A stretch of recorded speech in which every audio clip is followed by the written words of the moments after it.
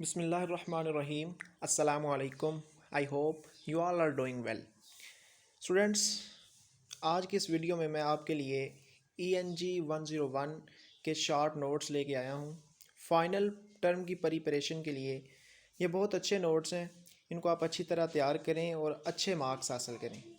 अगर आप video start करने से पहले आपसे एक रिक्वेस्ट करूँगा, अगर आप मेरे चैनल पर न्यू हैं तो प्लीज़ मेरे चैनल को सब्सक्राइब कीजिए और अपने दोस्तों से शेयर कीजिए। करते हैं वीडियो स्टार्ट। क्वेश्चन नंबर 1 है और ये मैं फ़ाइल आपको डिस्क्रिप्शन में दे दूंगा, आप वहाँ से हासिल कर सकते हैं। क्वेश्चन नंबर 1 है, what is the difference between the abbreviation IE and EG। तो जी IE और EG हमें ये कंफ्यूज करते हैं अक्सर कि कहाँ IE लगाना है और EG लगाना है। तो इन दोनों में ये डिफरेंस है। देखें, अगर हम कोई बात कर रहे हैं ना, अगर आप कोई बात करते हैं मसलन कि मैं कोई आपको ये कोई मिसाल दे रहा हूँ या कोई बात कर रहा हूँ, बात करने में मैंने आपको कोई मिसाल देनी है, मैं कहूँ फॉर एग्ज़ाम्पल, बात करते करते कह दूँ फॉर एग्ज़ाम्पल, ठीक है। तो वो जो फॉर एग्ज़ाम्पल है ना, फॉर एग्ज़ाम्पल जहाँ हम फॉर एग्ज़ाम्पल इस्तेमाल करेंगे उसके अल्टरनेटिव वर्ड जो है वो हम EG इस्तेमाल कर सकते हैं, ठीक है।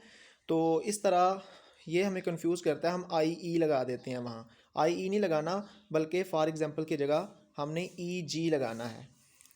तो इसी तरह ये डिफरेंस, इनमें थोड़ा सा डिफरेंस था। बाकी ये इसके बाद क्वेश्चन नंबर 2 है, what is the difference between abbreviation and acronyms. देखें जी, ये बहुत कंफ्यूज करने वाले हैं, है आसान आसान आसान से ही, लेकिन कंफ्यूज करते हैं कि एब्रीविएशन क्या है। और हालांकि दोनों होते मुखफ़फ़ ही हैं, लेकिन इनमें मेन जो डिफरेंस है वो मैं आपको बता देता हूँ। होते ये दोनों मुखफ़फ़ हैं। कोई वर्ड है तो वर्ड के पहले वर्ड को लेके हम एक वर्ड बना देते हैं नया, और उसको हम एब्रीविएशन और एब्रीविएशन एक्रोनिम्स कहते हैं। लेकिन इनमें फ़र्क डिफरेंस क्या है मेन, वो ये है कि जब हम किसी वर्ड, एक बड़े वर्ड को पकड़ें, उसका फर्स्ट लेटर ले के वो एक नया वर्ड बन जाए हमारे पास, तो वो एक्रोनिम्स होगा। अगर नया वर्ड ना बने तो वो हमारे पास एब्रीविएशन होगा। मिसाल के तौर पर मैं आपको इसकी मिसाल दूं तो जैसे एक लफ्ज़ है UK। देखें, ये न्यू वर्ड नहीं बना, UK। ये दोनों हम बड़े अल्फाज में, बड़े लेटर में लिखेंगे, कैपिटल लेटर में। तो UK ये स्टैंड्स फॉर यूनाइटेड किंगडम, तो ये एक एब्रीविएशन है। और अगर दूसरे की मिसाल दूं तो वो देख लें लेज़र, इधर भी एग्जांपल दी हुई है लेज़र, ठीक है जी। तो लेज़र देखें, एक नया वर्ड बन गया, ठीक है ये भी मुखफ़फ़ ही, लेकिन ये एक नया वर्ड बन गया, तो ये इसलिए एक्रोनिम्स है। तो ये इनमें डिफरेंस था। इसके लिए व्हाट इज़ अ फैक्ट, देखें कितने आसान से क्वेश्चन है।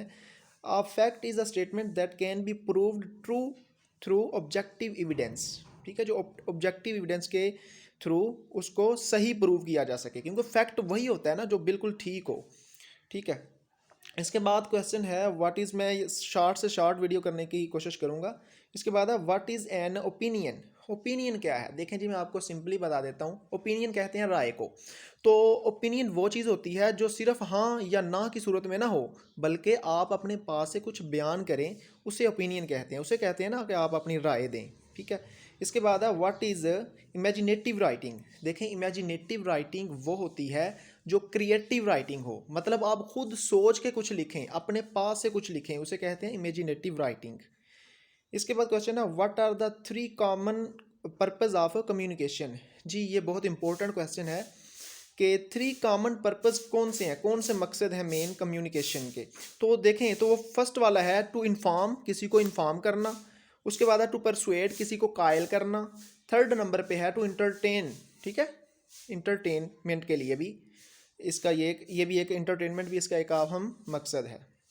इसके बाद है which factors show that your reading comprehension is not good. जी वो कौन से फैक्टर हैं जो आपके रीडिंग कंप्रीहेंशन को गुड नहीं, मतलब कि वो अच्छे नहीं होते इसके लिए। तो देखें, वो ये हैं कि अगर आप एक एक्सपीरियंस्ड रीडर नहीं है, ठीक है, आपका इतना रीड करने का एक्सपीरियंस नहीं है, तो आप क्या करेंगे, reading faster can make your comprehension slow. तो आप फास्टर से फास्टर, तेज़ी से पढ़ने की कोशिश करेंगे, ठीक है। तो इसमें यही है सिर्फ। उसके बाद क्वेश्चन है which things should be kept in mind while reading. जब हम पढ़ते हैं कोई चीज़ तो हमें क्या हमारे जहन में होना चाहिए, तो हमारे जहन में होना चाहिए रिकोगनाइज द राइटर्स पर्पस, कि राइटर का मकसद क्या है, उसकी टोन एंड एटीट्यूड। ठीक है जी, ये तीन चीज़ें हमारे माइंड में होनी चाहिए। उसके बाद what is the practical writing. जी प्रैक्टिकल राइटिंग क्या होती है? Practical writing deals mainly with facts. ठीक है जी, it may be a report, ये रिपोर्ट हो सकती है, एन अकाउंट, कोई अकाउंट हो सकता है, और समवन एक्सप्रेसिंग हिज ओपिनियन, और कोई अपनी राय भी दे सकता है। तो यही चीज़ें। इसके बाद what does making inferences mean. जी you are familiar with expression, कहता है कि आप इस जुमले से तो वाकिफ होंगे। To read between the lines, to read between the lines, which means that you pick up ideas and pick up ideas that are not directly stated in the material you reading। वो कहता है कुछ ऐसे होते हैं जो आप ऐसे वो आइडियाज़ को पिक करता है जो डायरेक्टली आपके मटेरियल में जो आप पढ़ रहे होते हैं उसमें डायरेक्टली स्टेटेड नहीं होते, उसमें डायरेक्टली स्टेट नहीं किए जाते। ठीक है, तो उनको हम मेकिंग इन्फ्रेंसेस कहते हैं। इसके बाद व्हाट इज स्किमिंग। जी skimming means reading a text quickly to get the gist of the text. ठीक है जी, to get the gist of the text, हम किसी चीज़ को एफिशिएंटली या क्विकली फास्ट तेज़ी से पढ़ें। ठीक है, इसको स्किमिंग कहते हैं हम। इसके बाद what is a prefix, stem and suffix. तो ये बहुत आसान से हैं, ये मैं आपको वैसे ही दिखा देता हूँ, ये आप एक बार रीड करेंगे इंशाल्लाह आपको समझ आ जाएगी। अगर समझ ना आए तो ये देखें, आसान आसान से ऐसे वीडियो ही लेंथी करनी है हमने। व्हाट इज़ स्कैनिंग, स्कैनिंग क्या है, देखें ये आम सा लफ्ज़ है। Scanning means reading a text quickly in hour, जैसे एक स्कैनर होता है, स्कैनर क्या काम करता है, हम जो भी कोई भी चीज़ होती है उसको हम स्कैन करवाते हैं तो वो फ़ौरन से पूरे पेज को स्कैन कर लेता है। ठीक है, उसके बाद ये देख लें जी सिनोनिम्स क्या होते हैं। ठीक है, सिनोनिम्स वो होते हैं जो सिमिलर मीनिंग होते हैं, सिमिलर मीनिंग वाले वर्ड होते हैं, सिनोनिम्स कहते हैं। उसके बाद एंटोनिम कौन से होते हैं, जो अपोजिट मीनिंग वाले वर्ड होते हैं। ठीक है, उसके बाद मैनी लेटर्स, ये देखिए कितना आसान सा लफ्ज़ है। आ गया क्वेश्चन कि इंग्लिश अल्फ़ाबेट में कितने वर्ड हैं, 26 हैं। ठीक है जी, व्हाट इज़ फोनेमी। ठीक है, phoneme, smallest unit of sound is called phoneme. ठीक है जी, उसके बाद व्हाट आर वावल्स, वावल्स 5 हैं, आपको पता है इंग्लिश में। उसके बाद हाउ आर, ये सारे छोटे छोटे से हैं, ये आप एक बार रीड आउट करेंगे तो इंशाल्लाह आपको ये समझ आ जाएगी। ठीक है, व्हाट इज़ स्ट्रेस। ठीक है, stress is the extra force. आपको पता है कि हम कहते हैं कि आज मैं बड़ा, मेरा माइंड स्ट्रेस में है, तो मतलब ये कि मैं जो एक्स्ट्रा फोर्स है, ठीक है, हमारे माइंड में कोई एक्स्ट्रा फोर्स, कोई परेशानी होती है या इस तरह से। What is the topic of paragraph. तो ये देख लें, टॉपिक, पैराग्राफ का टॉपिक क्या होता है, जो हमने पैराग्राफ में बयान करना होता है वो उसका टॉपिक होता है। What are the connectives. ठीक है, connectives are links which are made by conjunctions that join ideas into some kinds of relationship within text. तो इस तरह से ये आसान से क्वेश्चन है। तो they indicate results can start, ये सारी चीज़ें आप रीड कर लें खुद, ये छोटे छोटे क्वेश्चन हैं। ठीक है, व्हाट इज़ टॉपिक सेंटेंस, ये देख लें, नाम से ज़ाहिर है कि टॉपिक सेंटेंस का क्या मतलब है अब। ठीक है, तो ये आप रीड करके आपको समझ आ जाएगी।